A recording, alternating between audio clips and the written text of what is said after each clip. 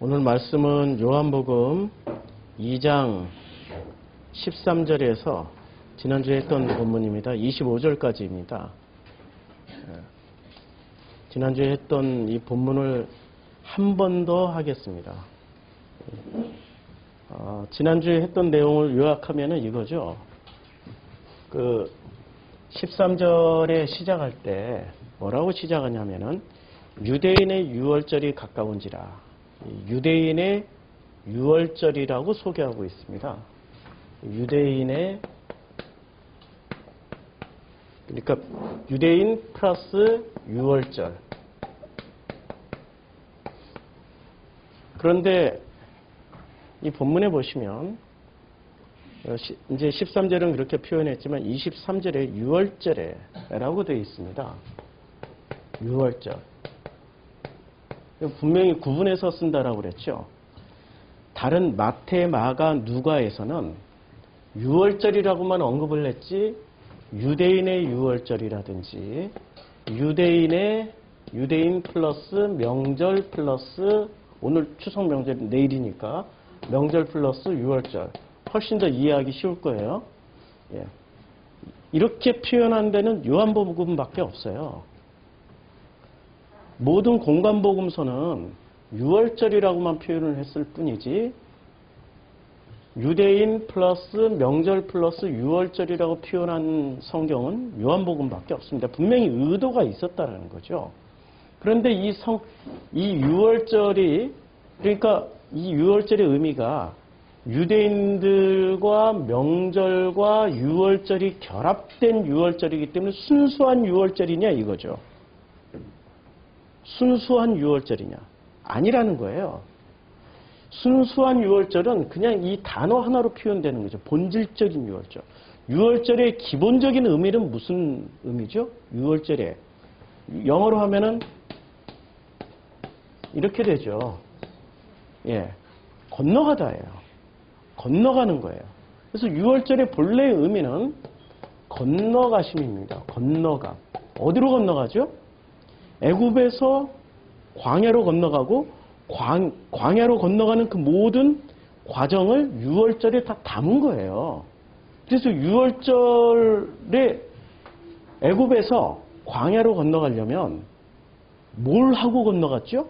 마지막에 10가지 재앙을 다 체험하고 이집트에서 10가지 재앙을 다 체험하고 광야로 건너가기 직전에 체험했던 마지막 재앙이 뭐였습니까? 예. 모든 맞은 다 죽이는 거예요. 장자는 다 죽이는 거예요. 그런 그 장자의 대표가 누구라고 히브리서는 말씀하고 있죠? 예수. 그래서 양을 잡고 양의 피를 문설주에 바르는 걸로 예수를 표현했단 말이에요. 그러니까 유월절의 대표는 지금 누구세요? 예수죠. 그래서 예수가 23절에 유월절에 예수께서 이렇게 말씀하시는 거예요. 이거는 굉장히 놀라운 일입니다. 그런데 유월절의 대표가 누가 되어 있어요? 지금 23절에서는 유월절의 대표가 예수가 되어 있어요. 유월절에 예수께서 예루살렘에 계시니까 이게 완벽한 조합이 되는 거예요. 유월절 플러스 예수 플러스 예루살렘 하면은 이 조합은 완벽한 조합이 되는 거예요. 왜? 아니 유월절에 본래의 의미이신 예수께서 당신을 위한 성전이 있는 그 예루살렘에 계시니까, 그 성전 안에 계시니까 완벽한 조합이에요. 그런데 이 조합을 한번 보자고요. 유대인 플러스 명절 플러스 유월절은 뭔가 짝퉁 냄새가 많이 나지 않아요? 냄새가 솔솔 풍기는 거죠. 이분들이 과연 건너갔을까요? 아니 이분들은 건너온 사람들의 후손들이에요. 그러면 후손답게 끊임없이 건너가야 돼요. 끊임없이 건너가야 돼요. 미스터 선샤인, 제가 요새 보고 있는데 아쉽게도 다음 주면 끝난다고 그러더라고요. 미스터 선샤인에 그 중국인 아니 일본인 아주 극우 보수 그 장교 임진왜란 때 우리를 침략했던 그 장군의 후손, 주력의 후손, 그 후손이 임진왜란의 패배를 분석해서 모리가문이라고 그러더라고요. 그 모리가문에서 분석해서 결론을 내리고 다시는 임진왜란의 그 패배를 되풀이하지 않겠다. 라고 결론을 내린 게 뭐냐면 조선에 들어와서 이렇게 얘기를 하더라고요. 매국노의 후손은 매국노가 되고 의병의 후손은 의병이 된다. 그래서 조선을 합병하기 전에 의병의 후손은 싹 다 죽이면 된다. 아주 심플하게 결론을 가져왔어요. 그렇죠? 대물림이 된다라는 얘기예요. 대물림이 된다. 분명히 이분들은 건너오신 분들의 후손이에요. 유대인들은. 그런데 유대인들이 누구랑 결합하면은 딱 맞아요?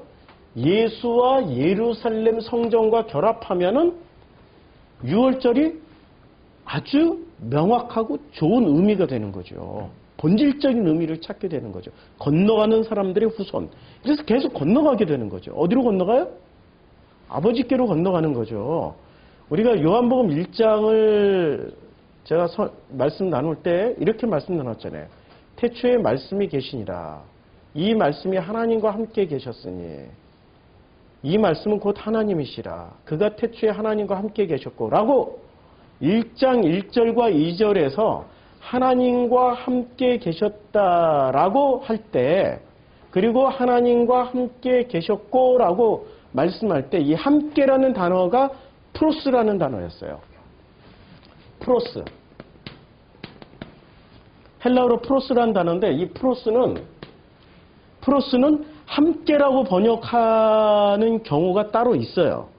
그런데 지금 이 상황에서는 목적격을 취하고 있기 때문에 함께라고 번역할 수가 없어요. 문법상 절대 안 돼. 아예 안 돼. 함께라고 번역이 아예 안 돼요. 뭐라고 번역해야 되냐면은 무엇을 향해서라고 번역을 해야 돼요. 그래서 to나 영어로 번역을 하면 toward로 번역을 해야 되는 거죠. 플러스 이 플러스라는 단어를 그래서 다시 번역을 하면 어떻게 번역이 되냐면 태초에 말씀이 존재했다. 이 말씀이 하나님을 향해서 존재하고 있었다. 과거형이에요. 존재하고 있었다. 이 로고스는 곧 하나님이시다. 그가 태초에 하나님을 향해 존재하고 있었고 이러면 의미가 명확해지죠. 자, 이 의미 1장 1절과 2절의 의미를 다시 부연 설명해 주고 있어요. 6월절의 본래 의미는 건너가는 거예요. 이집트에서 광야로 건너가서 누구의 통치를 받는 거죠? 이집트에 있을 때는 바로 세상 임금의 통치를 받았는데 광야에 나가는 순간부터는 세상 임금의 통치를 받는 게 아니라 누구의 통치를 받는 거죠? 하나님의 통치를 받는 거예요. 하나님의 통치를 받는 거예요. 통치의 주권자, 나의 주인이 바뀐다라는 거죠. 바로 밑에 있었던 모든 이집트인들은 정상 자유인이었을까요? 노예였을까요? 그래서 우리 프로슈크마이 성경 공부에 오셔야 돼요. 지난 목요일 날 성경 공부 내용에 제가 분명히 말씀드렸어요. 이집트에 있었던 바로의 통치 밑에 있었던 이집트인들은 자유인이었을까요? 노예였을까요? 신분상으로는 공식석상에서는 자유예요. 실제 내용물은 노예예요. 왜 그런지 아세요? 그 요셉이 그렇게 다 만들어 놨다니까요. 요셉이 7년 풍년 때 곡식을 많이 모아놨다가 7년 흉년 때 이 곡식을 주는데 그냥 안 줬어요. 처음에는 땅을 저당 잡히고 주고 그 다음에는 농기구나 뭐 이런 걸 다 저당 잡히고 주고 그 다음에 3년째, 4년째, 5년째 나갈 때는 저당 잡힐 게 없단 말이에요. 다 저당 잡혀가지고 나중에 무엇을 저당 잡힙니까? 자기 몸을 저당 잡혀요. 지금 바로 밑에 있었던 그 모든 이집트 백성들이 자기의 몸을 저당 잡힌다니까요. 자기의 몸을 저당 잡히고 곡식을 받아요. 왜냐하면 그거 저당 잡히지 않고 안 먹으면 어떻게 됩니까? 죽으니까 살기 위해서 어쩔 수 없이 노예가 된 거예요. 그래서 그 몸이 저당 잡히는 순간, 그 땅이 저당 잡히는 순간 자기가 가지고 있는 농기구나 집이나 자기가 가지고 있는 모든 소유가 7년 대 흉년 때 안 팔아먹을 수가 없단 말이에요. 그거 주고 곡식 받고 와야 되니까. 자기 딸도 아들도 집도 전부 다 누구 소유예요? 국가 소유, 곧 바로의 소유가 됐어요. 그렇죠? 자유인이 아니었다니까요. 바로 밑에 있었을 때는 자유인이 아니었어요. 자유인이 아니었어요. 그 자유인이 아니었다라는 증거를 출애굽기 1장과 2장을 자세히 보면은 바로가 끊임없이 그들에게, 그 노예들에게 일을 과중시킵니다.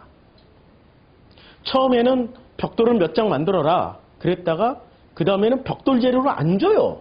그리고 똑같은 물량을 만들어내라. 그 다음엔 벽돌 물량도 안 줄 뿐더러 아들도 그 노동력이 재생산돼야 되잖아요. 젊은 노동력이 나와야 그만큼의 벽돌들을 계속해서 생산할 거 아니에요. 노동자들은 나이 먹어서 늙어서 20대 노동자가 30대 되고 30대가 40대, 40대, 50대, 50대, 60대 되는, 그래서 어느 순간 보다 보니까 20대가 60대 돼 있는 거야. 근데 문제는 아들들이 재생산이 안 돼. 다 죽여버리니까.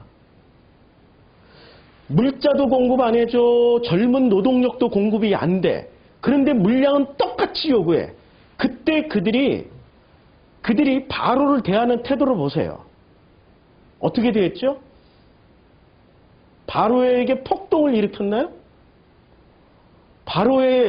바로에게 이거는 너무 불합리해. 이건 말도 안 돼. 하고 막 집단 민원을 넣나요? 집단 한성을 넣나요? 그런 거 없었어요. 근데 놀랍게도 이들이 광야에 나올 때는 자유인이었습니까? 노예였습니까? 자유인이었는데 이들이 모세에게 대항하는 거나 하나님에게 대항하는 모습을 보세요. 이집트하고 똑같았나요? 완벽하게 달랐나요? 어떤 게 강도가 더 셌죠? 노예로 있을 때는 강도가 약했어요. 그냥 살려주세요.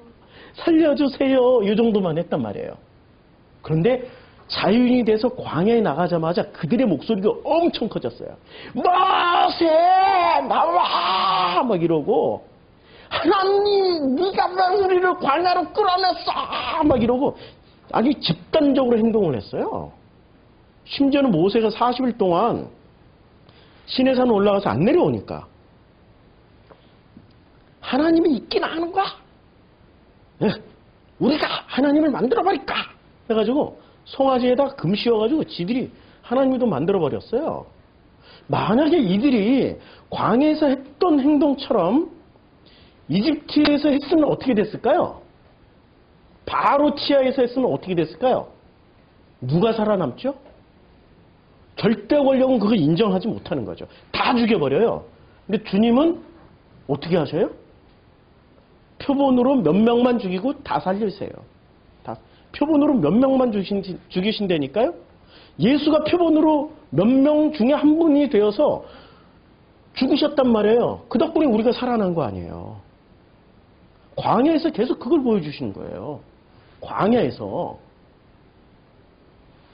지금 6월절 본래 의미를 유대인들이 망각을 하기 시작한 장소가 놀랍게도 몇천 년 흐른 4,000년, 아니 2,000년 훨씬 넘은 2,000년이 넘은 그 예수님 당시의 유대인들은 완벽하게 망각했고 훨씬 더 거슬러 올라가면은 이미 그들은 6월절의 의미를 광야 때부터 다 망각해버렸어요. 광야 때부터 다 망각했다라는 게 안 놀라세요? 안 놀라시네? 그럼 멀리 볼 필요도 없어요. 2000년 전에, 4000년 전에, 4500년 전에 뭐 거슬러 갈 필요도 없어요. 프로슈크마이 보면 알아요. 여기까지 올 때는 얼마나 많이 건너오셨겠습니까? 얼마나 많이 건너왔는데 건너와서 아니 세상에 저는 그 종교의 노예가 되어서 사셨던 분들이 종교의 노예로 살 때는 당회장한테 당회장 네가 뭔가 뭐 이러고 한마디도 안 하셨을 것 같아. 근데 우리 교회 오면은 정성평 뭐 이러고 와 똑같아요. 지금 이게 4,000년 전이나 지금이나 다를 바가 하나도 없다니까요.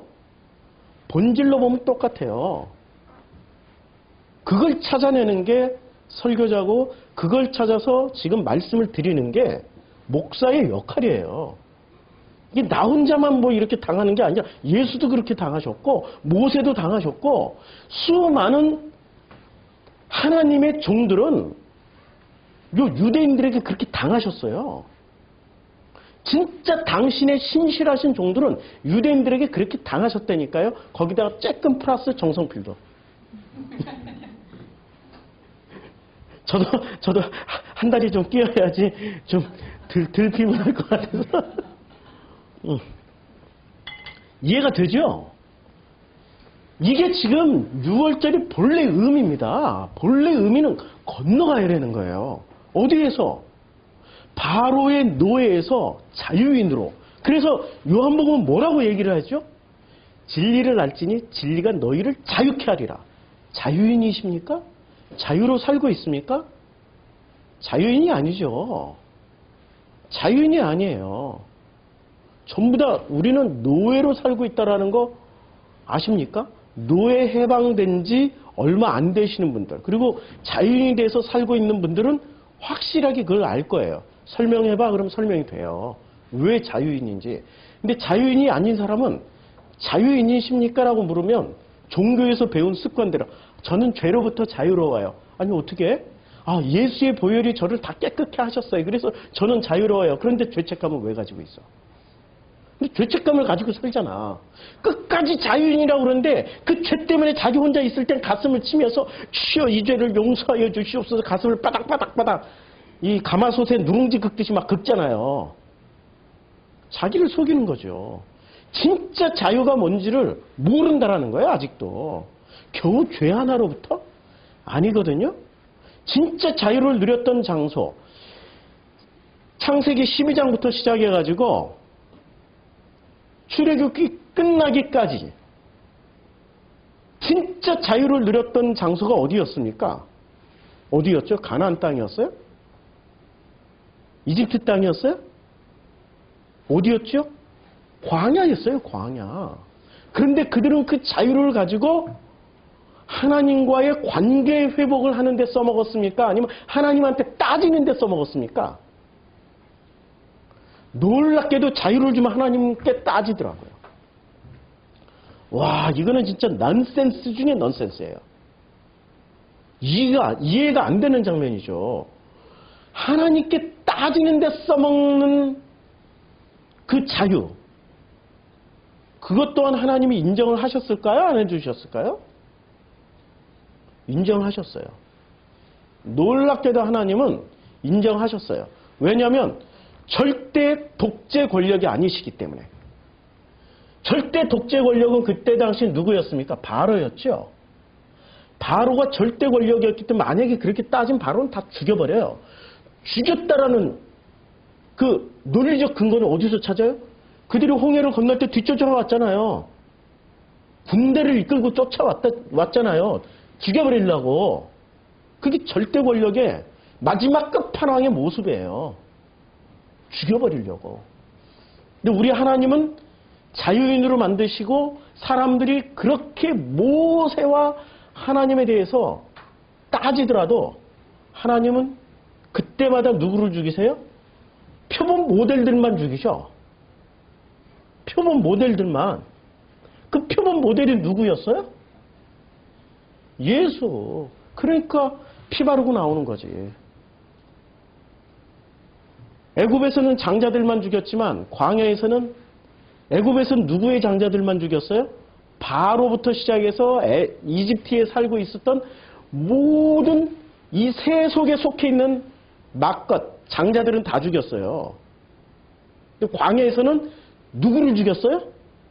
상징적으로 끊임없이 죽음을 당하신 분이 누구셨어요? 예수, 하나님의 맏아들, 하나님의 장자, 그 모든 아들들의 대표, 예수를 죽이신 거죠. 예수를 죽이셨기 때문에 불뱀이 물어 죽이고 노뱀을 보면 살 수밖에 없게 만들어 놓은 거죠. 그 메커니즘이 이게 그렇게 심플한 메커니즘이 아닙니다. 굉장히 복잡한 메커니즘이에요. 자, 그래서 이 유대인 플러스 명절 플러스 유월절에서 본래의 이 유월절 플러스 예수 플러스 예루살렘 성전, 이것을 회복하기 위해서 요한복음은 특별한 단어들을 많이 썼어요. 특별한 단어들. 성전이라고 말할 때 성전이라는 단어가 두 가지가 주로 쓰여져요. 헬라어로는 첫째는 시에론이라는 단어가 쓰여지고, 둘째는 나우스라는 단어가 쓰여져요. 시에론과 나우스. 시에론은 어떤 개념이라고 그랬죠? 템플 개념, 그냥. 불교 사찰, 무슨 힌두교 사원, 뭐 기독교의 무슨 성전? 기독교 교회당, 성전. 요새는 성전이라고 하니까 성전. 그 다음에 카톨릭의 예배당. 이런 개념이 히에론이에요. 굉장히 광범위한. 그리고 나우스라는 개념. 이게 지금 2장 13절부터 시작해서 2장 13절부터 시작해서 2장 25절 사이에 다 나오는 단어들이에요. 우리가 이 단어들을 다 지난주에 살펴봤잖아요. 궁금하시면 지난주 설교 다시 한번 들어보세요. 여기서 다시 리바이벌 하기엔 시간이 짧아요. 나우스는 주로 어떤 성전을 얘기하냐면, 이 나우스는 가장 거룩한 성전이에요.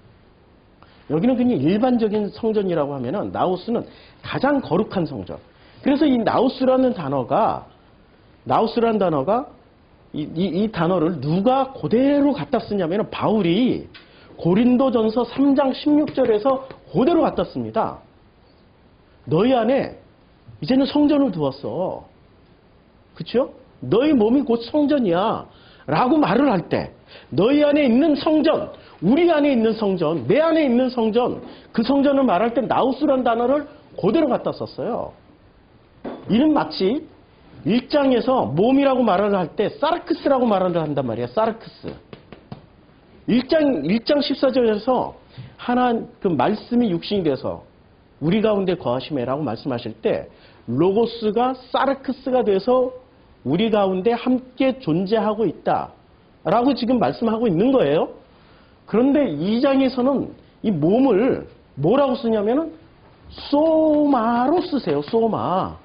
2장에 보면 이것은 당신의 몸이 예수는 성전된 자기 육체를 가리켜 2장 21절에 그러나 예수는 성전된 자기 육체를 가리키다 이렇게 말씀하셨어요.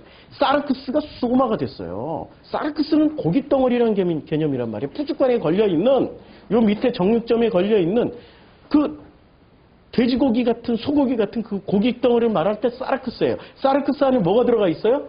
사르크스 플러스 로고스가 된 거예요. 로고스 플러스 사르크스 육체가 된 거예요. 육체가. 근데 이거 번역 잘못했다 그랬지. 2장 21절 이 육체라고 번역하면 안 되고 그냥 몸이래. 소마는 몸이에요. 왜냐하면 육체는 좀 비하하는 말이고 몸은 그래도 상대적으로 살짝 비하 정도는 아니고 평범한 말. 우리말에 몸을 높인 말이 없어. 우리말 자체도 굉장히 이언론적이에요. 몸 자체를 높인 말이 없단 말이에요. 몸 자체를. 그래서 최고 높인 말이 제가 알고 있는 단어 중에 혹시 예? 옥체. 예. 옥체. 비슷하다. 옥체. 번역하면 옥체라고 번역을 해드릴 수 있다. 예. 육체로 옥체라고 번역해드릴 수 있죠. 옥체는 누구만 쓰죠? 예, 임금만 쓰는 거죠. 옥체를 보존하시옵소서. 그런 개념이에요. 이 소마라는 개념은. 그래서 부활하신 후에는 사르크스라는 단어를 안 써요. 다 소마로 써요. 소마. 그러니까 여기서 보면 사르크스였는데 뭐로 바뀌었어요? 소마로 바뀌었어요. 사르크스가 변하여 소마가 됐네. 물이 변하여 포도주 됐네. 사르크스가 변하여 포도주 됐네. 유대인 유월절 명절이 바뀌어서 유월절 예수 예루살렘이 됐네. 와, 이거는 엄청난 변화가 있었던 거예요. 이 사이에. 그런데 시에론도 대안이 아니고 나우스 성전도 대안이 아니었어요. 예수가 제시한 진짜 성전은 뭐였어요? 오이코스. 오이코스는 성전이라고 쓰지 않고 번역을 주로 뭐라고 번역을 하죠? 오이코스는 집. 그래서 예수가 전부 다 집이라고 말씀하세요. 집이라고. 자, 소위 다 내쫓으시고 내 아버지의 2장 16절 내 아버지의 집으로 장사하는 거예요. 그러니까 예수의 궁극적인 데는 시에론 템플도 아니고 나우스 처치도 아니고 아버지 오이코스 아버지 집으로 가는 거예요. 그래서 집으로 가자. 참 이 얘기만 들으면 전 눈물 나요. 집으로 가자. 집으로 가자. 우리가 궁극적으로 갈 때는 집이에요. 성전과 집은 뭐가 다르죠? 성전 안에는 우리가 숭배해야 될 하나님이 계시는 거예요. 근데 집에는 우리 아버지가 계시는 거야. 예수도 아버지의 집이라고 그래서 내 아버지의 집. 우리가 가야 될 때는 내 아버지의 집이에요. 아버지의 집을 향해서 가시고 있습니까? 아니면 성전을 향해서 가고 있습니까? 1장 1절 하나님과 함께가 아니라 하나님을 향해서 가는 로고스를 가진 사르크스이신 여러분들이 성전을 향해서 가면 끝까지 사르크스로 남아있어요. 근데 아버지를 향해서 가는 순간부터 우리의 몸은 소마로 바뀐다니까요. 거듭난 걸로 바뀌어요. 그래서 거듭남을 바로 설명하기 위해서 3장에 이렇게 바리새 중에 니고데모로 하는 사람이 바로 나오는 거예요. 이걸 설명해 주기 위해서. 니고데모는 어떤 사람이었죠? 니고데모. 이름도 이상해요. 니고데모.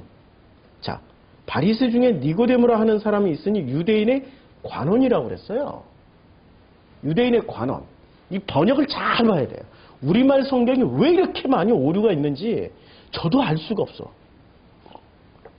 이 관원이란 단어가 이게 알콘입니다. 알콘. 관원이라고 번역했죠. 그쵸? 알콘이라고 요게 친절하게 한국말 그 토까지 다 달아놨어요. 알콘. 알콘은 무슨 뜻입니까? 알콘은 첫째 계급이나 권세에 있어서 그 계급, 그 다음에 주 통치자, 방백, 왕, 통치자 이렇게 했어요. 그러니까 알콘이라는 본래 의미는 통치하는 사람이에요. 통치하는 사람.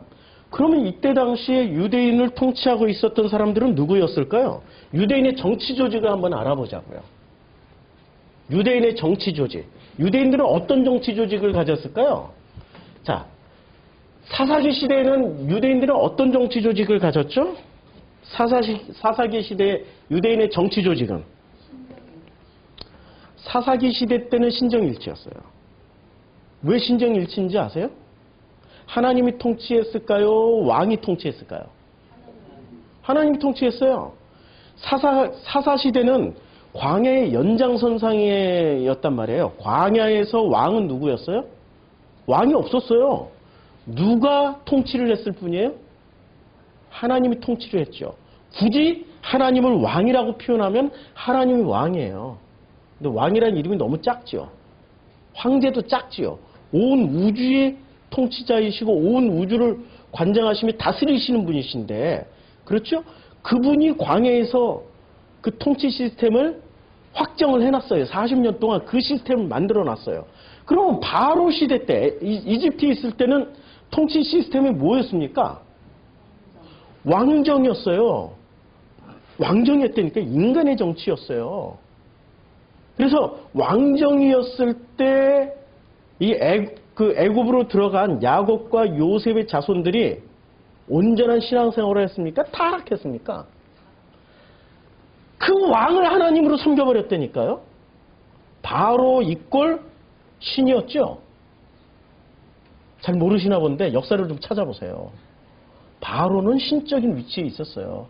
절대 불멸이라고 했기 때문에 바로가 죽으면 바로 즉시 미이라를 만들어서 원형을 그대로 보존했어요. 다시 부활하실 거고 우리를 다시 통치하실 거라고. 그래서 그들은 눈으로 보이는 왕을 자신들의 하나님이라고 믿어버린 거예요. 그러니까 광야에서 뭐를 뺀 거예요? 왕이꼴 하나님이란 도식을 뺀 거예요. 광야에서 뺀 게 왕은 하나님이다. 이 도식을 깨트린 거예요. 그럼 이 도식을 깨졌는데, 자, 애굽에 있을 때 여기는 이집트, 여기는 광야, 여기는 지금 가나안. 여기는 지금 가나안 땅이에요. 가나안에 이렇게 올 때는 여기서 뭐가 빠진 거예요? 여러 개 엄청난 의미 부여를 할 수 있어요. 근데 오늘 본문 말씀 가지고 얘기를 하는 거예요. 이것만 나누더라도 한 1년 세미나를 해야 돼요. 광야에서 여기로 넘어올 때 정치 시스템이 바뀐 거예요. 지금 정치 시스템이. 여기서는 철저하게 왕 이꼴 신은, 이건 무슨 정치죠? 이게 신정일치예요. 이게 신정일치 맞죠? 근데 이게 참된 신정일치예요? 가짜예요? 가짜라니까요. 가짜를 붙잡고 있어요. 신정일치에도 진짜가 있고 가짜가 있는데 유대인들의 하나님이 요 가짜 시스템을 하나님이 요걸 무너뜨리고 진짜 신정일치를 하고 싶었던 거예요. 하나님이 직접 통치를 하고 싶었던 거예요. 그래서 광야에서 가나안 땅으로 넘어갈 때 왕을 세웠습니까? 안 세웠어요. 이 가나안 땅을 다시 그리면 이렇게 되어 있어요. 가나안 땅 하나, 둘, 셋, 넷 이렇게 1, 2, 3, 4, 5, 6, 7, 8, 9, 10, 11, 12 이렇게 이게 전부 뭐죠? 부족들이 땅을 나눠 가졌어요. 12지파가. 근데 12지파 전체를 총괄하는 왕이 있었냐고요. 왕이 없었다니까요? 왕이 없었어요. 왕이 안 계셨어요. 그러면 이 12지파가 어떻게 연합하고 어떻게 해서 무슨 뭐 국가의 이 전체 이스라엘의 이 중대사나 어떤 외적의 침략이 있으면 어떻게 하라는 얘기예요? 아무 대안이 없어. 그래서 그 대안을 위해서 이 12지파마다 뭔가를 하나씩 이렇게 넣어 놓으셨어요. 이렇게 넣어 놓은 이 점점이 넣어 놓은 분들이 전부 누구시죠? 예, 이렇게 들어가신 분들, 자기 역할을 하라고 보내신 분들. 이분들이 레위들이었어요, 레위. 레위는 자기 땅을 분배받지 못하고 이렇게 다 흩어졌어요. 레위가 흩어져가지고 요 지파에 속해서 살면서 누구를 하나님의 뜻을 전하는 거예요. 그럼 하나님의 뜻을 받은 1, 2, 3, 4 뭐 이런 지파들이 유다 지파, 레위 지파, 시므온 지파, 베냐민 지파 뭐 이런 지파들이 어떻게 돼요? 하나님의 뜻에 맞으면 12지파가 합쳐서 블레셋과 싸우고 아말렉과 싸우면서 이러면서 살으라고 해놨어요. 철저하게 이거는 새로운 형태의 신정정치예요. 이제까지 인류사에 존재했던 신정일치 정치는 왕은 하나님과 동일하다. 그걸 뭐라고 그러죠? 군사부 일체. 임금과 스승과 아버지는 하나다. 군사부 일체. 제일 많이 부르짖는 게 옛날에는 우리 초등학교 때는 우리도 했는데 요새는 일반인은 안 하고 누가 하죠? 조폭들이. 두목과 하나님과 두사부일체. 영화도 나왔잖아요. 두사부일체. 인간은 이렇게 끝까지 악용을 해먹어요. 그래서 이 가나안 땅에 들어와서 이 시스템을 통해 가지고 하나님이 직접 통치하기를 원하셨는데 문제가 생겼어요. 어떤 문제가 생깁니까? 사사기 후반부에 가면 문제가 막 발생해요. 사사기 17장, 사사기 18장, 사사기 19장, 사사기 20장. 뭐 사사기의 17장 이후부터는 전부 누구 문제예요? 유다 지파의 문제였습니까? 사사기 끝부분에 가면은 유다 지파의 문제였습니까? 베냐민 지파의 문제였습니까? 무슨 시므온, 르벤 어느 지파의 문제였죠? 레위 지파의 문제였잖아요. 레위 지파. 젊은 레위 하나가 미가의 집안에 지나가다가 잘생기니까 미가야, 네가 우리 집안에 이게 우상이 하나 있는데 우상을 섬기는 너는 제사장이 되고 너는 내가 너를 뭐 어쩌고 저쩌고 해가지고 계약을 맺자 해가지고 1년에 은 몇 개 주고 뭐 이렇게 해가지고 계약을 맺어요.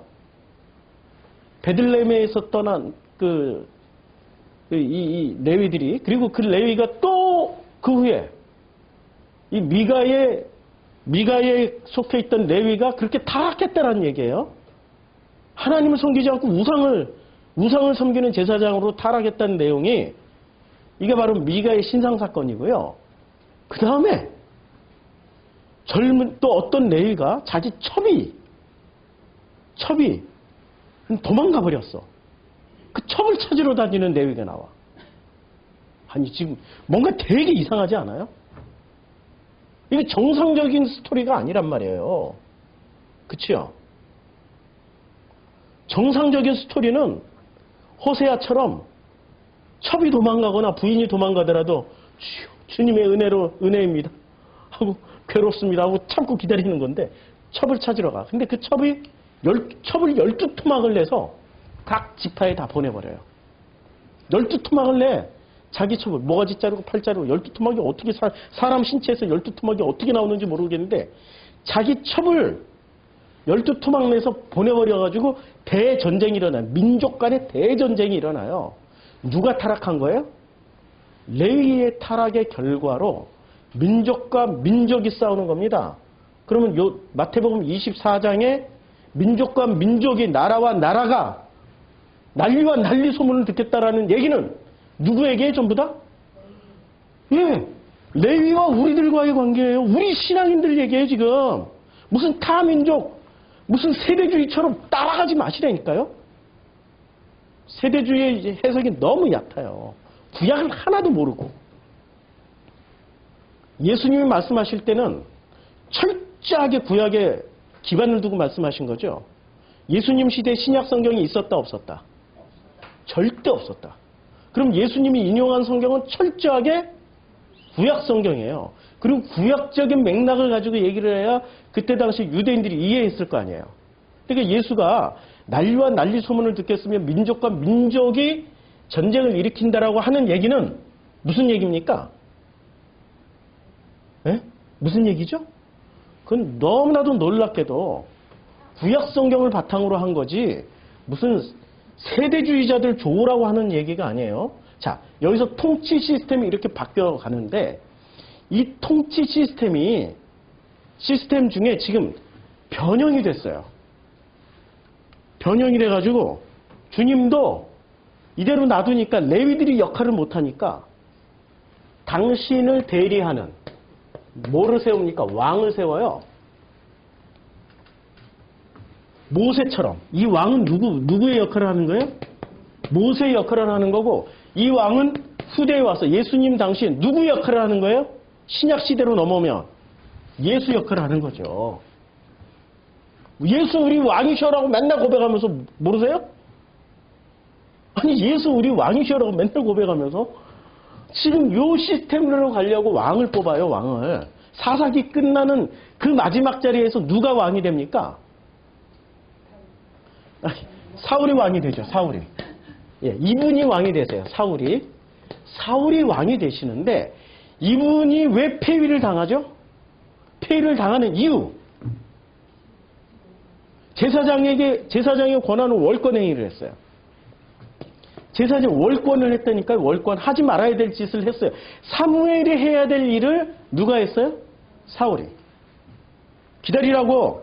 내가 지금 가고 있으니까 기다리라고. 그랬더니 쥐가 제사를 다 드려버렸어요. 이건 굉장한 사건입니다. 이 통치 시스템에서 어디로 복귀하는 거예요? 여기로 복귀하는 겁니까? 여기로 복귀하는 겁니까? 사울 왕 이꼴 뭐가 된 거예요? 쥐가 신정일치의 권력을 가져버리겠다는 의도란 말이에요. 그러니까 하나님 폐위시키는 거죠. 사울을 폐위시키는 이유를 이제 아시겠죠?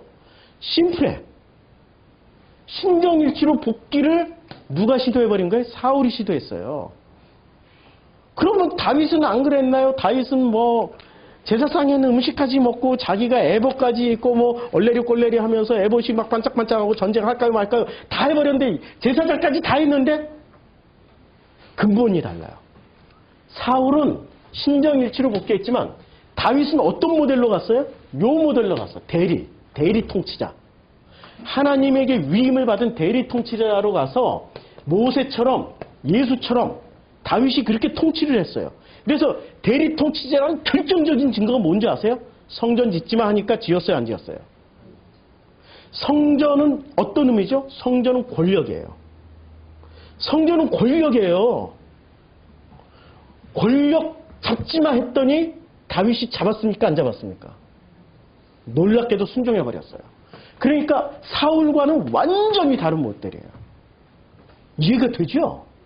구약이 너무 심플하죠? 자, 사울이, 그러니까 사울은 폐위시키고, 그래서 다윗을 주님이 끊임없이 열왕기 상하에서, 역대 상하에서 끊임없이 내 종 다윗과 같이 아니하더라. 내 종 다윗과 같이 아니하더라. 내 종 다윗과 같이 아니하더라라고 말할 때는 그렇게 말씀하시는 아버지 하나님 마음속에 뭐가 있었어요? 신정일치하지만 내가 진짜 너희 하나님이야. 내가 진짜 너희의 왕이야. 그 말씀이 담겨 있는 거예요. 그런데 사람들이 그걸 깨닫습니까? 못 깨닫죠. 예수님 당시에 이와 똑같은 장면이 재현이 됩니다. 너무 놀랍게도 예수님 당시에 이 장면이 그대로 재현이 되는데 하나님이 그 구조를 그렇게 만들었어요. 자, 사울부터 시작했어요. 지금 가나안부터 시작합니까? 이게 왜냐하면 왜 가나안부터 시작해야 되죠? 유대인들이 이때 만들어졌으니까. 광야부터 시작할게요. 애굽, 이집트 이렇게 쓸게요. 그냥 이집트니까 이라고. 이집트 이. 여기 광야 여기 이집트 홍해. 그 다음에 광야. 그 다음에 여기 가나안. 여기는 신정일치였어요. 신정일치. 근데 여기 건너오니까 신정일치가 아니라 대리통치가 되는 거예요. 모세가 대리통치를 하는데 실제 통치자는 누구세요? 하나님. 여기는 실제 통치자가 누구죠? 인간 바로예요. 바로. 파라오니까 바로. 여기 실제 통치자가 하나님이세요. 그래서 이것을 끝내고 하나님이 통치한 것을 가르쳐 주려고 가나안 땅에 집어넣는데 하나님이 주인이 된 게 아니라 레위가 자기 역할을 못해서 타락해버리니까 그 다음에 사울을 세웠다가 사울은 어떤 모델로 갔어요? 광야 모델이었어요? 이집트 모델이었어요? 이집트 모델로 가니까 사울을 폐위시키고 다윗을 왕으로 세워요. 데이빗 이렇게 D를 썼어요. 다윗을 롤 모델로 했는데 문제는 다윗을 따라서 그 후대 임금들이 했습니까? 안 한 거야. 솔로몬부터 시작해가지고 마지막에 시드기야까지 다 SS네. 어떻게 됐죠? 다윗과 같이 아니했어요. 다윗과 같이 아니했어요. 왜? 이 다윗과 같이 아니했던 가장 결정적인 도구가 하나 있었어요. 다윗처럼 하지 못했던 결정적인 도구, 강력한 파워를 가지게 되는, 신적인 권위를 가지게 되는 결정적인 도구가 하나 있었어요. 그게 뭐였죠? 성전. 그게 성전이에요. 오늘 그래서 예수님이 여기 성전에 오신 거 아니에요. 성전 오자마자 확 딱 뒤집어 엎어버리신 거 아니에요. 성전을 뒤집어 엎겠다는 의미는 무슨 의미예요? 너희들에게 진짜 통치자가 누군지 내가 보여줄게. 그런 의미를 말씀하신 거예요. 진짜 통치자. 그러면 이게 성전에 해당되는 걸까요? 우리 개인 전부 다 해당되는 걸까요? 여러분들의 진짜 통치자는 누구였어요? 애굽에서 꿈꾸던 그런 권력이었나요? 아니면 광야에서 다 무장해제당한 아무런 힘없는 백성이었나요? 아니면 가나안 땅에서 그렇게 당하다가 뭐 블레셋, 아모리, 아말렉에게 맨날 얻어 터질 때마다 살려주세요. 이게 너무 지겨워요. 우리에게 왕을 세워주세요. 그렇게 해서 세웠던 사울이 모델이었나? 우리들 롤 모델을 찾아야 되니까 우리 삶이 곧 예배고 삶이 곧 우리의 신앙생활이 전부이고 삶을 통해서 하나님을 만나면은 우리는 어떤 정치 시스템을 선택해야 되느냐가 우리 앞에 놓여져 있는 과제란 말이에요. 2000년 전에 유대인들은 어떤 정치 시스템을 선택했냐면 표면적으로는 유대인들은 표면적으로는 왕이 있었어요? 유대인들에게 예수님 당시에 유대인들이 왕이 있었어요? 없었어요. 이 왕은 누구예요? 아니 헤롯이 있었는데요. 헤롯은 이방 전체를 유대 땅을 포함한 가나안의 큰 넓은 땅을 다스리던 왕이었어요. 헤롯 왕이었다니까요.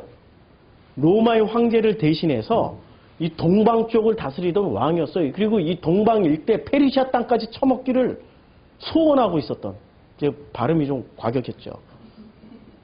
헤롯의 야심을 표현하는 가장 정확한 단어가 처먹는다. 그게 헤롯의 야심이었어요. 그래서 유대인들이 보니까 제일 잘 싸울 것 같아. 왜 그런 줄 아세요?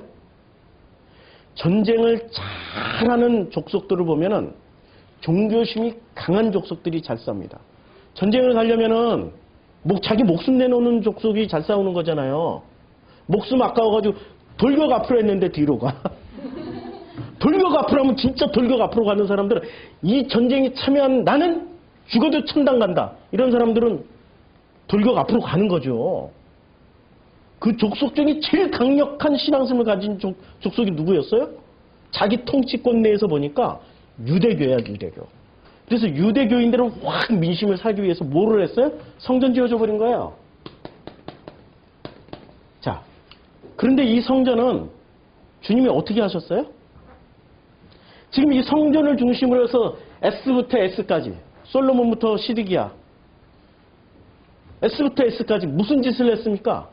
다윗은 성전을 안 지었기 때문에 성전을 중심으로 한 권력을 가지지 못했는데 솔로몬부터 이 망할 놈의 시드기야까지, 뭐 그 외에 한두 놈 더 나갔지만 망할 놈의 시드기야까지 뭐를 했어요? 성전을 중심으로 해서 권력을 잡았다니까. 권력을 잡으니까 어떻게 했어요? 주님이 이거 허물어버려. 이거 허물어버려야 돼. 이거 허물어버려야 보이는 신은 바로예요. 광야에서 하나님이었어요. 바로가 보이는 신이었단 말이에요. 성전 안에서 사람들이 누구를 찾아요? 성전 안에서 뭐를 찾냐고요? 성전 안에서 유대인들이 이제까지 배워먹었던 게 뭐를 배워먹었어요? 예수의 제자들의 말을 들어보면 알아요. 예수의 제자들이 뭐라고 그러죠? 예수의 제자들이 성전 안에서 이제까지 배워먹었던 거, 그걸 아주 심플하게 사도행전은 이렇게 보여줍니다. 자, 그들이 모였을 때 이제 승천 직전이에요.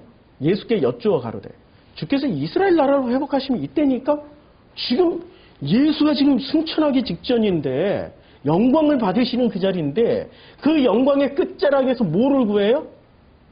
아버지의 영광을 구하는 것도 아니고 아버지의 관계 회복하는 것도 아니고 뭐를 구해요? 이스라엘의 영광을 구하고 있어. 이스라엘의 영광을 구한다는 것은 무슨 뜻이에요? 좀 더 좋은 의미를 해석하면은 예루살렘 성전이 언제 그렇게 영화롭게 되어서 이 온 인류 만방에 의한 예루살렘 성전을 통해 가지고 우리가 하나님의 영광을 다 드러낼 수 있겠습니까? 이런 얘기죠. 좋게 해석한다면 물론 안 좋은 부정적인 해석도 수도 없이 많아요. 저는 긍정적으로 좀 해석을 해주고 싶으면 해석을 해주고 있는데 그런 의미로 해석한다면 성전을 이 사람들이 뭐로 생각한 거예요? 권력으로 생각했다니까요. 그런데 이 SS의 끝자락이 어떻게 됐습니까? 성전을 박살내버렸어요. 하나님이. 돌 하나도 돌 위에 남기지 않고 이게 예수가 한 얘기가 아니라 이미 몇천 년 전에 유대 땅에서 일어났던 일이었어요. 500년 전에 유대 땅에서 일어났어요. 500년 전에. 유대 땅에서 일어난 게 돌 하나도 돌 위에 남기지 않고 다 허물어졌어요. 그런데 다시 돌아온 유대인들은 성전을 세워야 될까요? 말아야 될까요? 아니, 사사기 시대에 주님이 성전 세우라고 말씀도 안 하셨어요. 당신은 뭐면 좋겠어요? 뭐 하나면? 이방신전같이 화려한 성전을 필요로 하는 당신의 집이 필요로 한 게 아니라 뭐만 필요했어요? 장막 하나면 돼. 텐트 하나면 된다니까? 텐트가 부족해? 부족해서 그렇게 뻘짓을 하고 그렇게 너희들이 보이는 신을 찾으러 다녀? 유대인들의 습성은 광야에서부터 보이는 신을 만들었어요. 송아지에게 황금 씌워서 보이는 신을 만들었고 성전을 우상화해서 그것을 보이는 신이 있는 것처럼 하나님은 안 보이니까 성전을 우상화 시켜놓은 거예요. 자, 근데 하나님은 허물었어요? 하나님은 허물었는데 그 허물어진 것을 유대인들이 어떻게 합니까? 도로 다 찾아. 어떻게 다 찾냐면 이렇게 찾아. 이거는 지금 여기 보이는 성전은 헤롯 성전이에요. 규모나 사이즈를 보시라고요. 어마어마하죠? 자, 이게 지금 다 폐허가 됐고 이게 이제 헤롯 성전 당시의 모습이고요. 당시에 그 성전을 중심으로 한 고고학적 자료들입니다. 고고학적 자료들인데 여기에 이제 그 솔로몬 시대의 성전은 여기에는 안 나와요. 구약 시대의 성전 모습이 나오는데 자, 제가 지난번에 수수께끼 드렸죠. 가장 멋지고 화려한 성전은 어느 나라 성전일까요? 아니 언제적 성전이 3개 있었잖아요. 첫째는 솔로몬 성전, 둘째는 스룹바벨 성전, 셋째는 헤롯 성전. 가장 크고 화려했던 성전은 어느 헤롯 성전이에요. 헤롯 성전. 솔로몬 성전도 크고 화려했지만 비할 바가 못 돼요. 스룹바벨 성전, 느헤미야 성전은 진짜 초라했어요. 정말 초라했어요. 갑자기 뭐 그냥 전 우주의 신이었다가 성전만 보면 전 우주의 신이었다가 갑자기 동네 신으로 전락하는 기분. 성전 사이즈로만 보면. 그러니까 요건 무시하고 확 크게 지어버린 거예요. 헤롯 시대. 몇 년에 걸쳐서? 46년에 걸쳐서. 어마어마한 대공사였다라는 얘기예요. 그 요한복음 2장이 나오잖아요. 성전에 보면 뭐 몇 년에 자기 사흘 만에 이렇게 일으키시라고 그랬는데 그 46년 이 성전은 46년 동안 지었거나 46년 동안 지었어요. 근데 예수는 사흘 만에 헐어버린다고 그랬어요. 지금 하나님의 사명은 성전을 허무는 거고 인간들의 사명은 성전을 짓는 거야. 성전을 짓는 거야.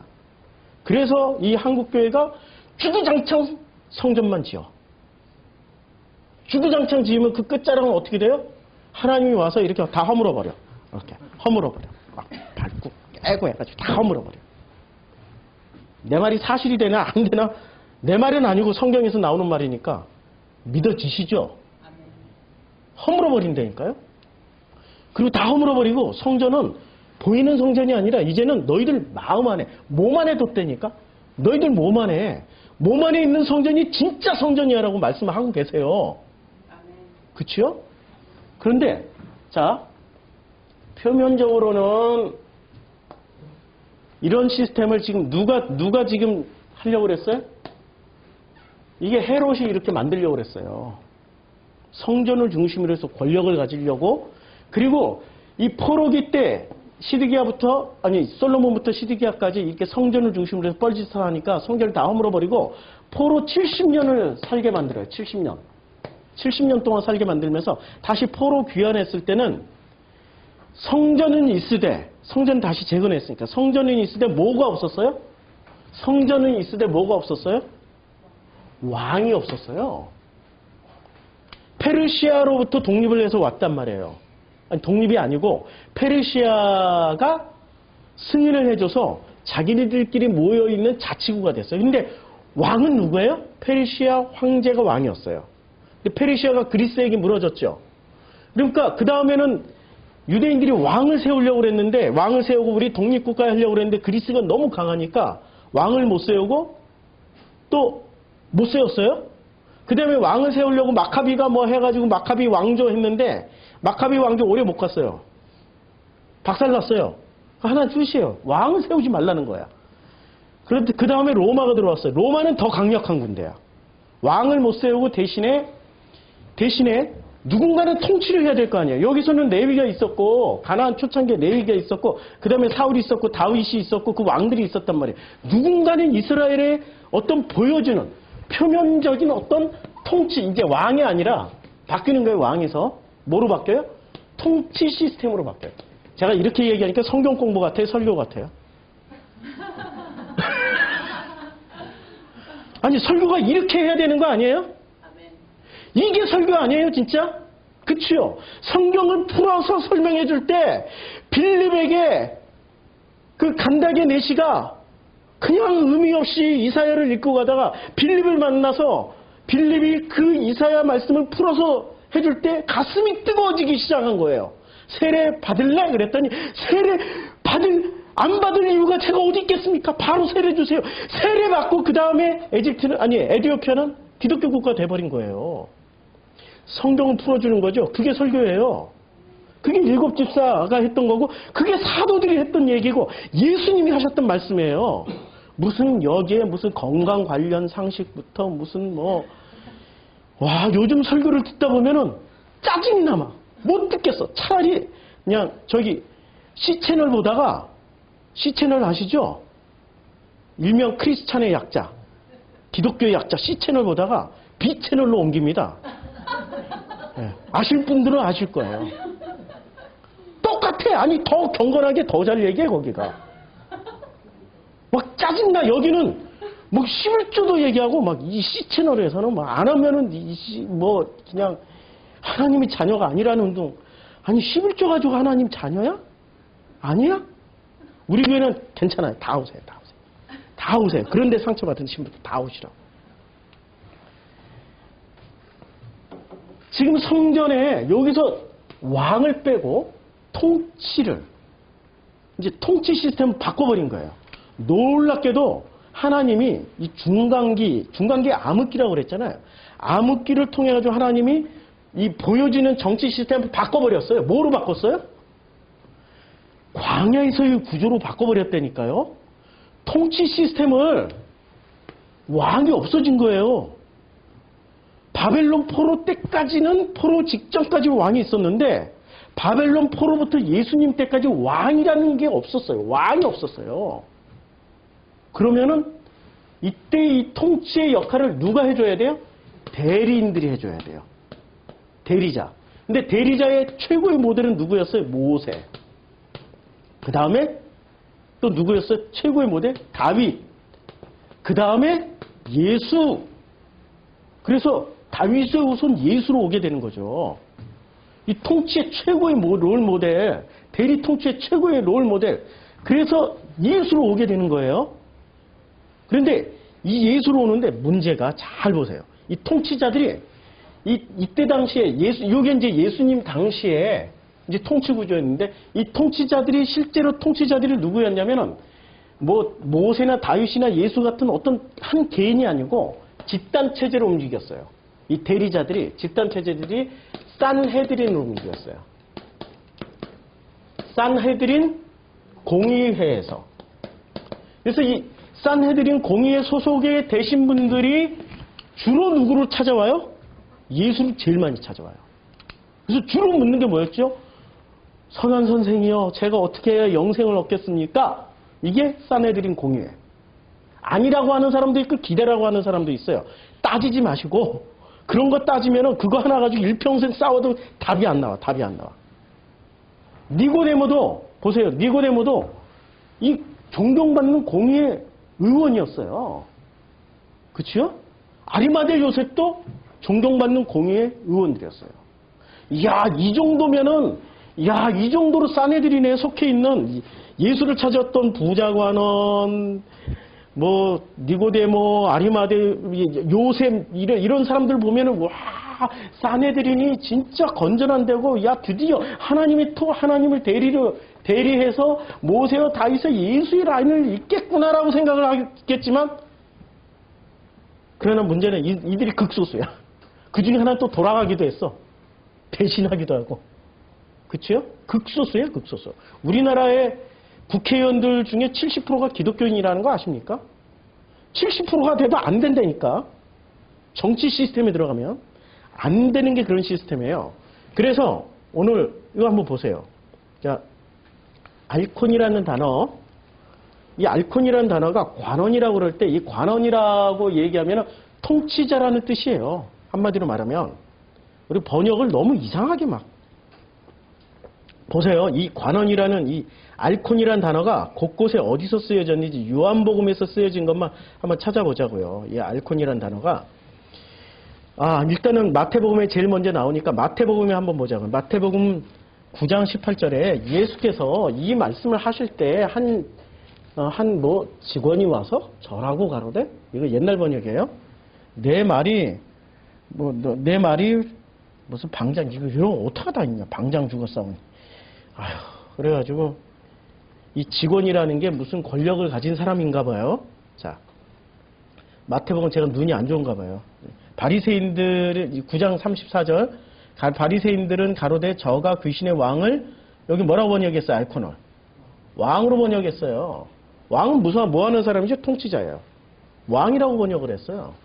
자, 그다음에 이제 요한복음으로 건너가서 보자고요. 요한복음은 어떻게 번역을 했냐면은 요한복음 7장 25절에 보라 드러나게 말하되 저희가 아무 말도 하지 아니하느라 당국자들은, 그러면 번역은 뭐로 됐을까요? 여기 나오죠. 지금 여기 알콘이 여기 밑에 박스가 나오는데 당국자라고 번역했어요. 당국자가 누구죠? 산헤드린 공의원. 산헤드린 공의원. 그다음에 7장 48절에 당국자들이나 여기 당국자들이 여기 알콘으로 나왔죠. 알콘. 그렇죠? 당국자들이 산헤드린 공의원 공의회 멤버들이었어요. 지금으로 치면 국회의원들이에요.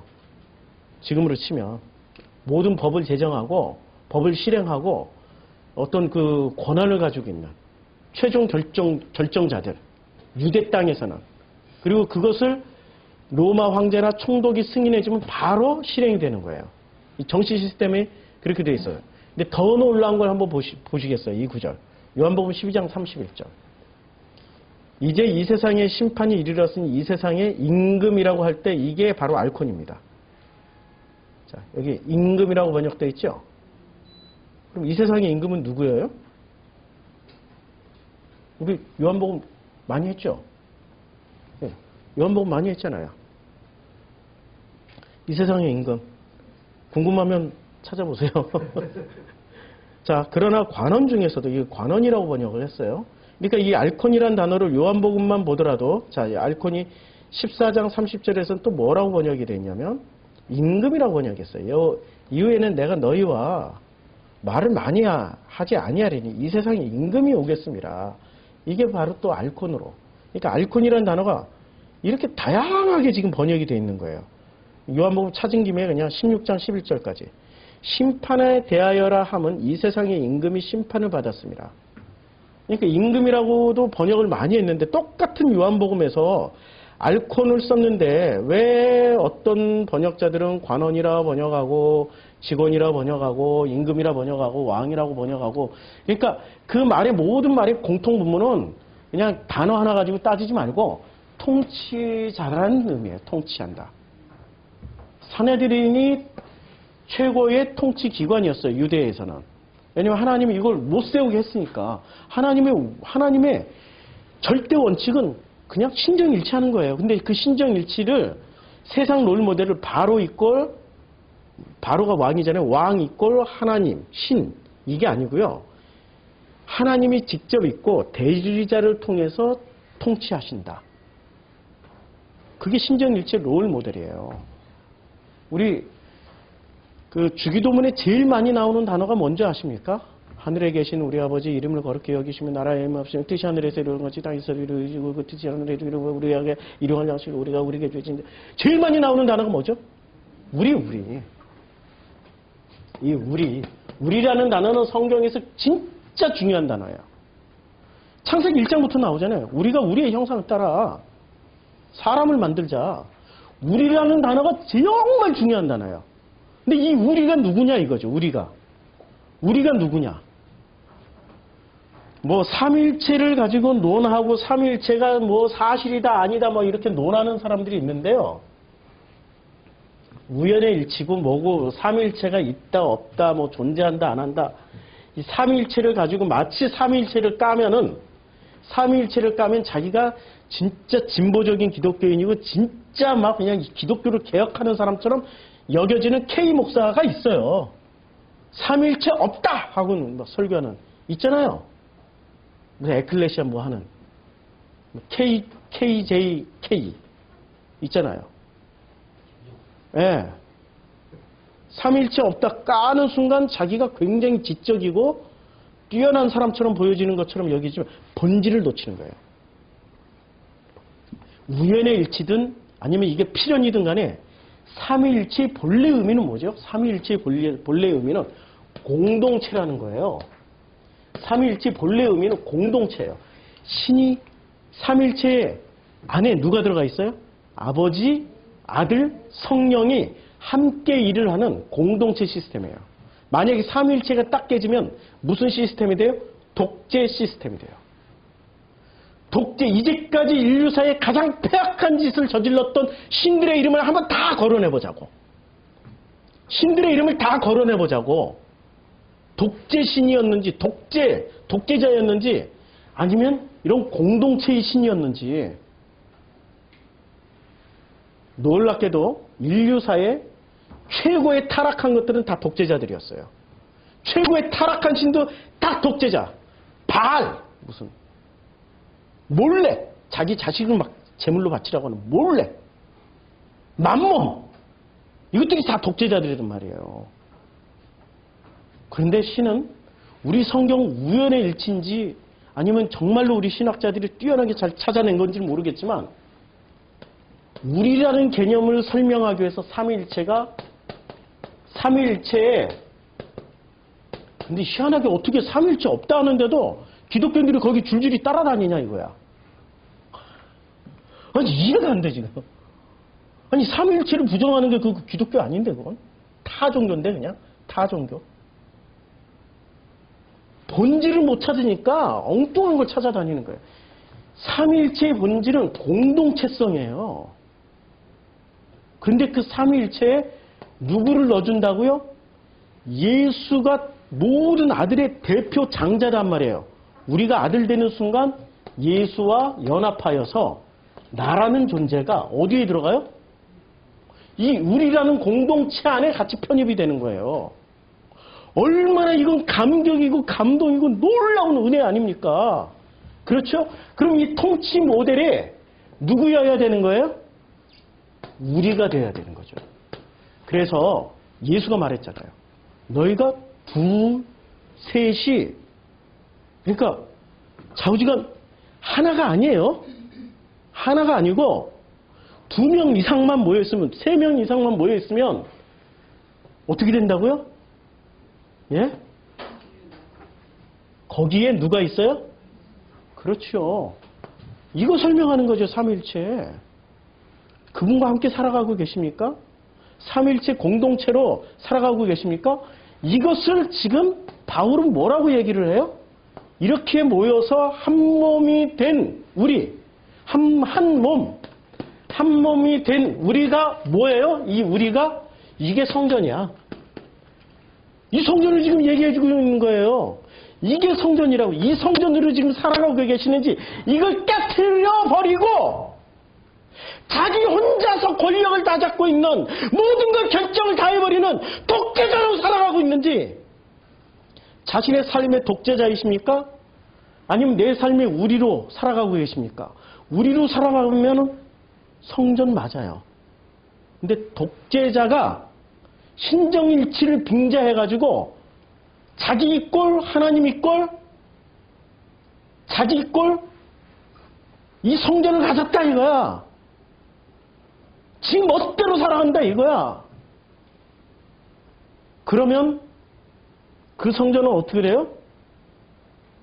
허물어버린다는 얘기예요. 그 구원 받는다는 얘기일까? 제가 이런 얘기는 잘 안 하는데 구원에 관련해서는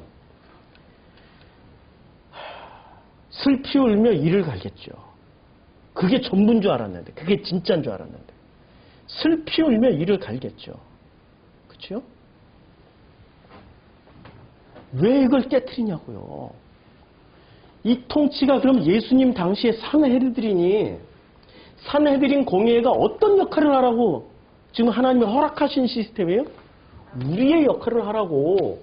그럼 산헤드린 공의회를 이렇게 분석을 해보면 공의회 멤버, 공의회 의원들, 아니 의원 플러스 누구? 아버지 하나님 플러스 누구? 성령.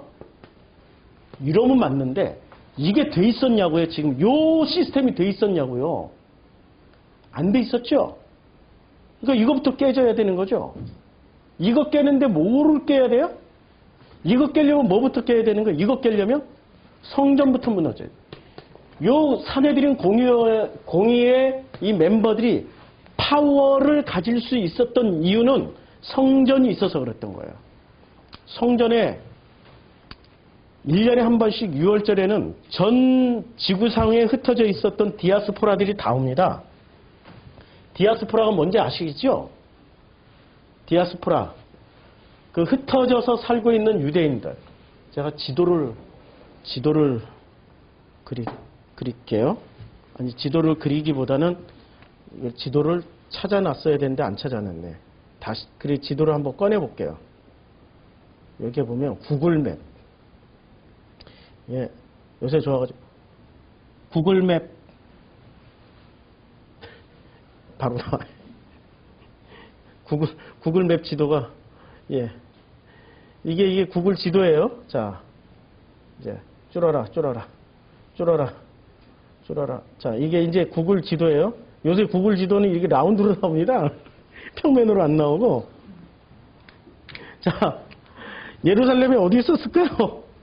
예루살렘. 여기 있죠? 예, 여기 있죠? 자, 예루살렘에 살고 있던 인구는 그렇게 많지 않았어요. 인구가 가장 많았던 때, 이때 당시에 인구가 가장 많았던 데는 어디였을까요? 예? 인구가 제일 많았던 도시를 치면. 로마? 속지 마세요. 예, 알렉산드리아. 넘버원 알렉산드리아. 알렉산드리아가 지금으로 치면 뉴욕이라니까요. 로마는 그냥 행정수도예요. 행정수도. 행정군사수도. 그리고 안디옥. 안디옥 여기. 그러니까 유대인들이 바벨론 포로로 어디로 끌려갔어요? 여기서 바벨론 포로로 이렇게 끌려갔어. 저쪽에. 어디로 갔냐면은 이쪽에 보면은 어떤 나라가 있습니까? 이란이 있죠. 이란. 바벨론 포로로 여기까지 끌려갔어요. 그럼 포로 귀환한 사람도 있었고 포로 귀환 안 하고 흩어진 사람들 아시리아로 끌려갔고 페르시아로 끌려갔단 말이에요. 그럼 이 사람들이 이제 이집트 그 그리스의 식민지였고 로마의 식민지였어요. 그러면 유대인들이 어디에 살아요? 구약시대의 유물이 많이 남아있는 지역이 어딘지 아십니까? 이스라엘이라고 생각하는 거가 압도적이죠. 이 땅에서. 구약시대의 유물이 정말 많이 남아있는 데가 이란이라는 거 아세요? 여기 에스더 무덤 있죠. 여기 다니엘 무덤 있죠. 여기에 에스겔이 여기서 살았죠. 여기 유대 공동체들이 있었죠. 이쪽 지변으로 이스라엘 사람들이 쫙 흩어졌어요. 이렇게. 여기서 본토에서 살고 있는 이스라엘 사람만큼 흩어져서 살았던 유대인들이 많아요. 지금도 유대인들은 이스라엘에서 살고 있는 사람보다 흩어져서 살고 있는 디아스포라가 훨씬 더 인구가 많습니다. 자, 이제 드디어 디아스포라의 유대인들이 언제 보여요? 6월절. 그래서 6월절을 언급한 거예요. 지금 주님이. 6월절. 저는 이렇게 열을 내고 열심히 하는데 우리 성도님들이 잘 들어주시니까 더 힘이 납니다. 예. 잘 들어주시는 게 지난 한 주간 동안 잠도 못 자고 불면증으로 고생하면서도 준비한 보람입니다. 이렇게 쉽게 설명하기까지는 얼마나 많이 숙성시키고 익히고 했겠습니까? 지식은 아무리 많아도 짜집기를 잘못하고 해석을 못하면 쉽게 안 나와요. 어렵게 가르치는 사람이 훌륭한 선생이 아니라 다 소화시켜서 쉽게 설명해 주는 선생이 좋은 선생이에요. 우리 대표적으로 예수님이 그러셨어요. 자, 왜 하필 이 유월절과 성전을 결합시켰냐면은 요한복음에서 유월절 플러스 성전을 왜 결합시켰냐면 유월절에 전 지구상에 흩어져 있던 디아스포라 유대인들이 모입니다. 근데 유대인들이 모이면은 성전세를 내게 돼 있어요. 어디 가서? 성전에서. 성전에서 유대인들이 성전세를 내요. 이 성전세를 내는 유대인들은 전부 다 20세 이상이면 돼요. 자, 수수께끼 낼게요. 20세 이하가 인구가 많겠습니까? 20세 이상이 많겠습니까? 20세 이하 인구가 많겠어요? 20세 이상이 많겠어요? 20세 이상이 많아요. 왜 그렇게 오래 생각을 하세요? 20세 이하는 두 세대밖에 없고 20세 이상은 30대, 40대, 50대, 60대, 70대, 80대 재수 없으면 90, 100세까지 사는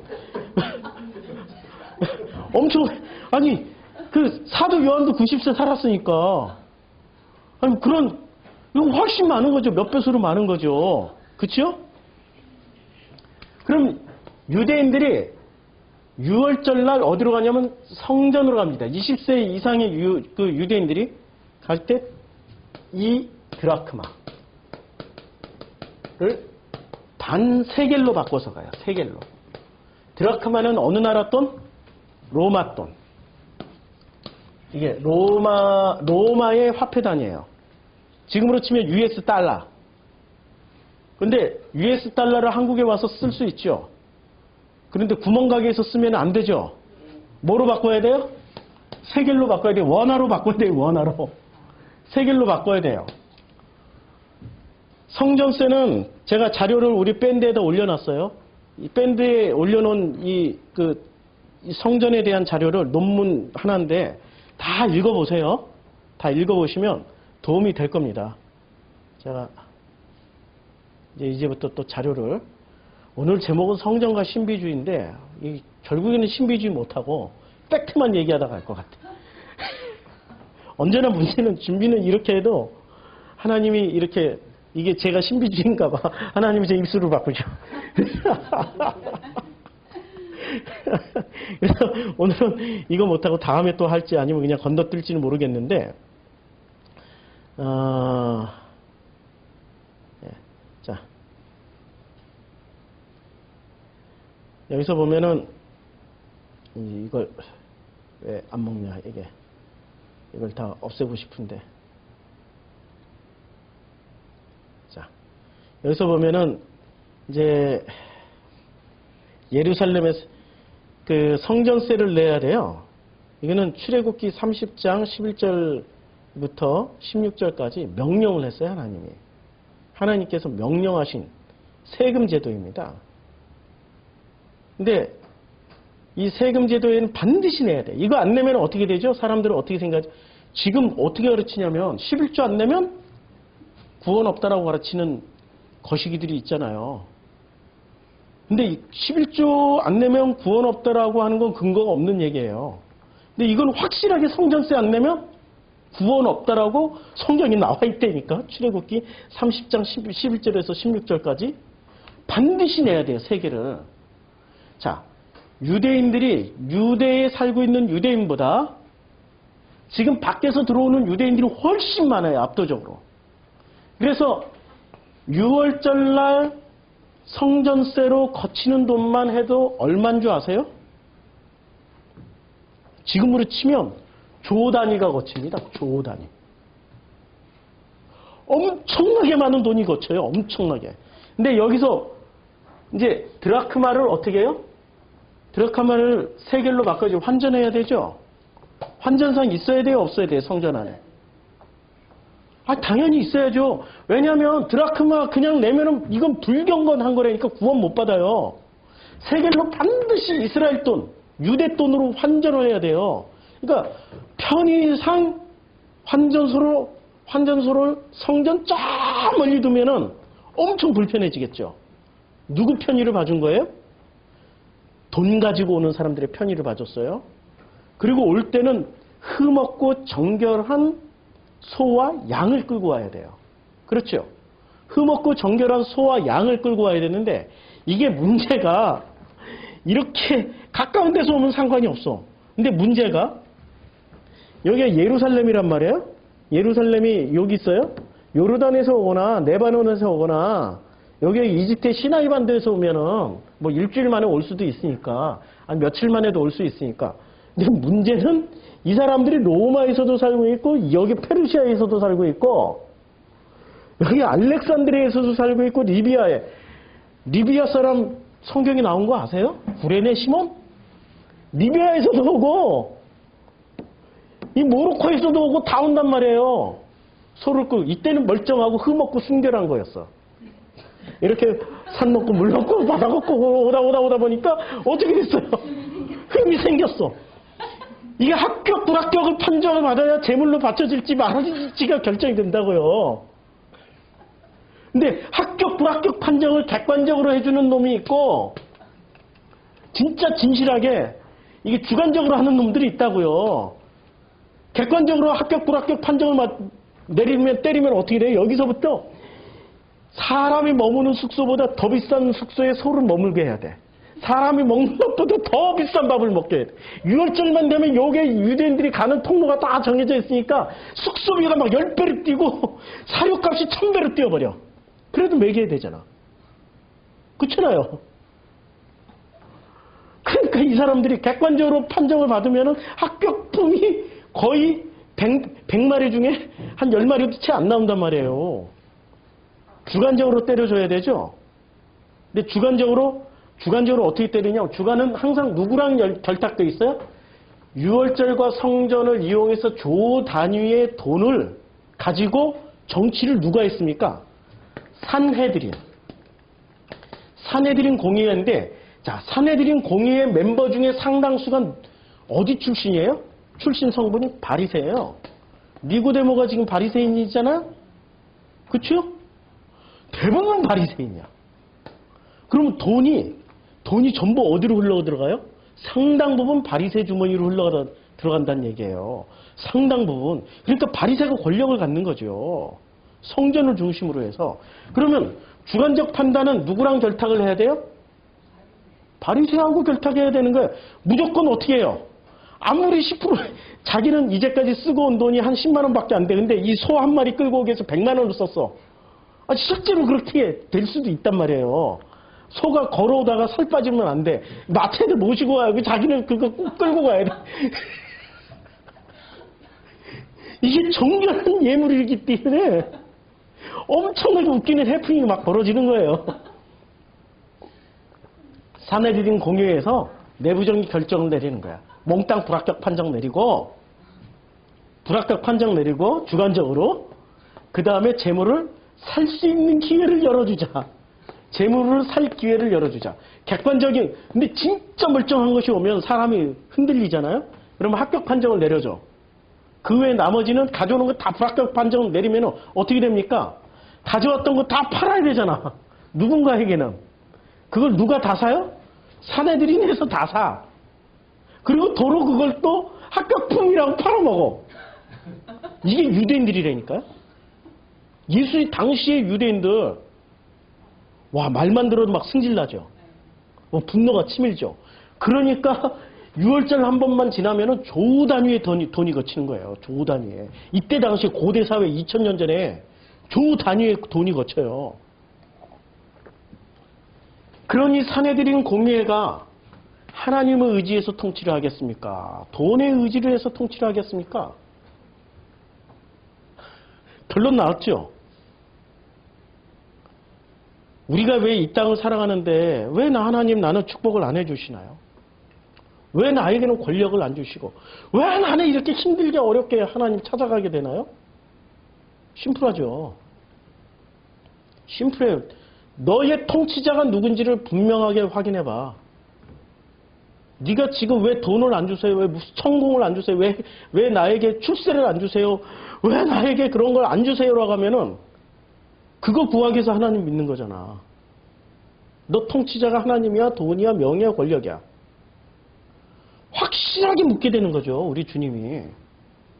그럼 저는 그래도 그거 가지고 11조하고 그거 가지고 하나님께 영광 돌리려고 했는데요.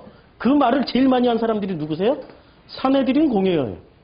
이 돈을 가지고 하나님께 영광 돌리기 위해서 영광 돌리는 짓거리를 뭐로 했습니까? 예루살렘 성전 치장하는 데만 썼어. 그게 하나님께 영광 돌리는 거라고. 성전 치장하는 데만 썼다니까. 지금도 치장하잖아. 지금도 저 강남에 가면 막 치장하고 있잖아요. 무슨 교회라고 참아 러브 교회라고 말을 할 수가 없어. 그건 러브가 아니고 치장 교회지. 어떻게 1조에 가까운 돈을 써버리냐. 아유 진짜. 정말 그게 지금 예수님 시대에 있었던 일이 그대로 지금 반복되고 있는 거예요. 그대로. 그러면 이 사람들이 다시 돌아오게 하기 위해서는 주님은 뭐를 하셔야 돼요? 예수님이? 제일 먼저 유월절을 유월절답게 해야 되죠. 그렇죠? 건너오게 해야 되는데 이 사람들이 지금 어떻게 한 거예요? 여기서부터 건너 계속 건너오는 거 아니에요? 디아스포라. 그 건너가는 그 길에 예루살렘까지 건너가는 그 길에 진짜 의미를 알게 하기 위해서 어떻게 해야 되는 거예요? 유월절에 결합되어 있는 유대인 플러스 명절을 없애고 뭐로 바꿔야 돼요? 예수 플러스 성전으로 바꿔야 돼요. 근데 성전 자체가 타락했단 말이에요. 그럼 이 성전을 어떻게 또 바꿔야 돼요? 본래 성전으로 바꿔내려면 통치 구조를 바꿔야 돼. 그래서 통치 구조를 바꾼데 예루살렘 주인이 누구야? 라고 선포하는 장면이 어디예요? 2장. 그게 바로 이 장면이에요. 2장에 예수님께서 이렇게 말씀하신 거죠. 이 예수는 성전된 자기 육체를 가리켜 말씀하신 거죠. 이 말에 결론이 들어가 있는 거예요. 통치자는 누구죠? 예루살렘의 통치자, 성전의 통치자는 예수님 당신이라는 얘기예요, 지금. 그래서 복원을 시키는 거죠. 그러면 이제는 이 보이는 성전 다 이것마저도 지금 폐해가 너무 심하니까 주님이 어떻게 하셨습니까? 이것마저도 너무나도 문제가 많으니까 어떻게 하셨어요? 이 몽땅 이 시스템 자체를 주님이 어떻게 하셨어요? 예수님이 싹 없애버렸어. 지금 싹 없었어. 예루살렘 성전 또 허물어버렸잖아요. 역사 가운데 지금 존재하지도 않아요. 다 사라졌어요. 없어졌다니까요? 다 사라졌어요? 싹 없앴어. 그리고 아주 심플하게 어떻게 해놨냐면 제가 그림을 그려드릴게요. 기분 나쁘실지 몰라도 짜리몽땅하고 뚱뚱해서 이게 바로 나라는 존재입니다. 나라는 존재 안에 뭐를 갖다 놨어요?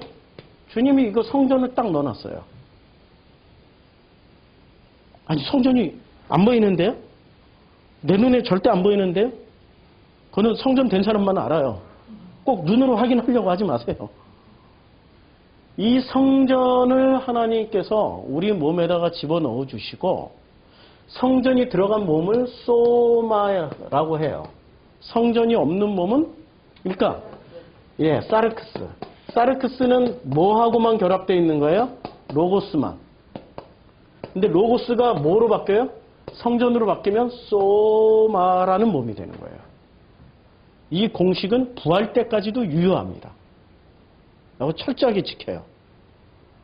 다 찾아보세요, 자식아. 다 찾아보시면 이게 나옵니다.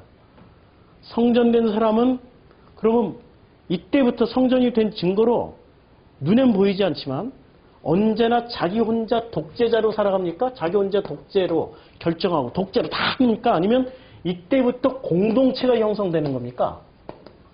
공동체가 형성돼서 우리가 결정하게 돼 있어요. 우리가. 우리 누구? 우리가 누구? 아버지와 아들과 성령님과 내가. 그래서 나라라는 조건이 형성이 되는 거야. 나라. 나라는 뭐가 있어야 돼? 영토, 주권, 국민이 있어야 되지 국가가 되는 거잖아요. 아니, 국가의 3요소가 영토, 주권. 영토는 어디예요? 내 몸. 그 다음에 국민은 나. 여기에 우리 안에 들어가 있는 나. 그 다음에 주권은 독재자예요? 아니면 아버지? 우리예요. 우리예요. 그래서 우리가 하나님 나라야. 그래서 우리가 하나님 나라라고요. 하나님 나라 된 것을 기뻐해야 되는데 왜 전부 다 이거 처음 듣는 얘기인데, 이건 뭐야? 전부 이건 뭐야? 이건 뭐야? 하는 표정이잖아. 이게 만나를 처음 받은 사람들의 표정이잖아. 이건 뭐야? 만나 이름이 이건 뭐야잖아. 이건 뭐야? 천국이 이렇게 심플했어? 이게 천국이야? 이게 하나님 나라야? 이게 하나님 나라예요. 그 하나님 나라를 만들기 위해서 주님이 오셨고, 주님은 눈에 보이는 성전을 박살내고, 눈에 보이지 않는 성전, 자신의 몸을 소개를 해준 거예요. 이 몸이 성전이야. 이 몸이 성전이라니까. 우리는 예수의 뒤를 따라가는 예수의 제자들이고, 아버지의 아들들이란 말이에요. 양자된 사람들이란 말이에요. 이 몸이 성전이 된 우리는 이제는 우리의 통치 구조를 누구에게 넘겼습니까? 아직도 내가 주인이고 내가 독재자가 돼서 내가 모든 것을 결정하고 내가 모든 것을 다 행해버리는 그런 독재자로 살기를 원하세요? 그렇게 살아가세요. 그런데 예수의 통치 구조는 요한복음에서 철저하게 누가 가지고 있습니까? 예수였어요? 아버지였어요? 아버지가 일하시니 나도 일한다. 요한복음의 핵심 멘트. 아버지가 일하시니 나도 일한다. 맞죠? 통치 구조가 어떻게 바뀌어 있어요? 성전이 된 사람은 통치 구조가 우리로 바뀌어 있는 거예요. 우리가 되어서 살고 계십니까?